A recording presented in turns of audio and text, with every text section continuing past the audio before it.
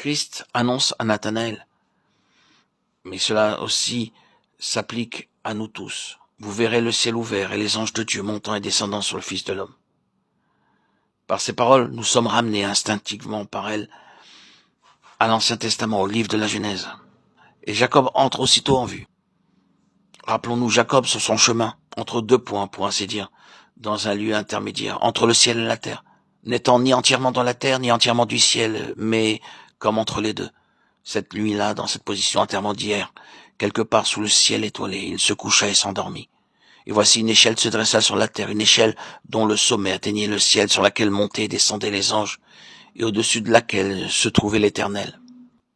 Et l'Éternel lui parla. Jacob alors s'éveilla de son sommeil et dit, certainement, l'Éternel est présent dans ce lieu, et moi, je ne le savais pas. C'est bien ici la maison de Dieu.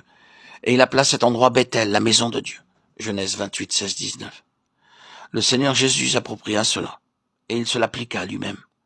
Dans les paroles qu'il adressa à Nathanaël, il dit, en fait, ou par implication, je suis Bethel, la maison de Dieu. Je suis celui qui n'est pas entièrement de la terre, mais que reposant sur elle, et ce qui n'est pas entièrement du ciel dans ma situation actuelle, bien que relié au ciel.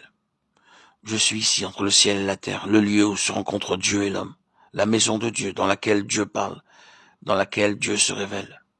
Il parle dans sa maison, il se révèle dans sa maison. Je suis la maison de Dieu. C'est en moi que Dieu se communique à ce monde, et en moi seul. Personne ne vient au Père que par moi. Il aurait bien pu ajouter encore, bien qu'il ne nous soit pas dit qu'il l'ait fait, le Père ne vient à personne que par moi.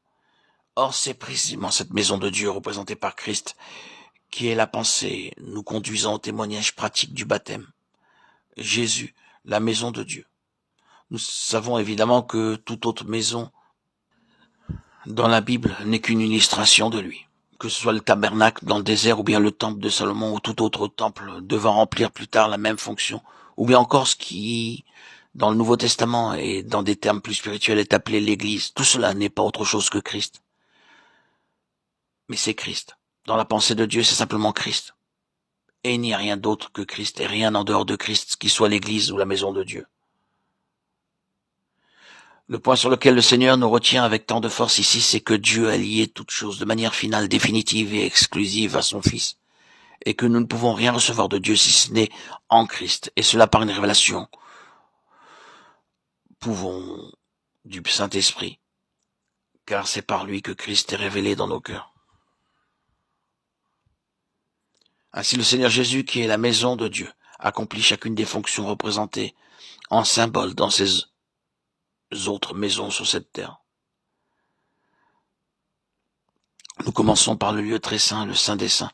C'est en lui qu'est le Saint des Saints. C'est en lui que Dieu habite véritablement et personnellement et réellement. C'est en lui que Dieu a son habitation. Dieu est en Christ. Et il ne demeure en aucun autre dans le même sens. Il est vrai que le Père fera sa demeure en nous. Mais, bien aimé, il y a une différence.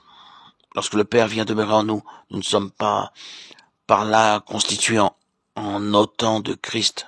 Dieu ne demeure pas en nous dans le sens où il demeurait en son Fils. Dieu demeure en Christ d'une façon unique, et le lieu très saint se trouve en lui seul.